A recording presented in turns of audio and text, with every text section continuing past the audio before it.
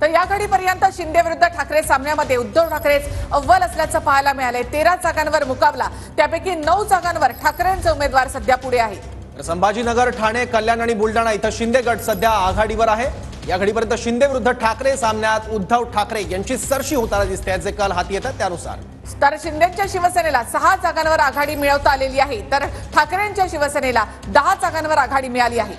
संभाजीनगर, ठाणे, कल्याण इथे सुद्धा आघाडी मिळते आहे शिंदेच्या उमेदवाराला। या घडीपर्यंत शिंदे विरुद्ध ठाकरे सामन्यात उद्धव ठाकरे हे अव्वल होताना दिसतात। तर बीडमध्ये भाजपच्या पंकजा मुंडे 12व्या फेरी अखेर पिछाडीवर पडलेले आहेत। 1644 मतांनी बजरंग सोनवणे सध्या आघाडीवर।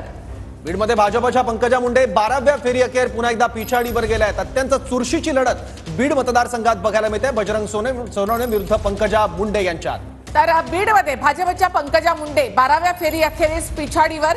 सगळ्यांचं लक्ष बीड मधल्या या लढतीकडे। 12 फेऱ्या भारती पवार या पिछाडीवर आहेत आणि भास्कर भगरे हे सध्या 40,000 आघाडीवर आहेत। दिंडोरीमधून सलग 12 फेऱ्या भारती पवार या पिछाडीवर आहेत।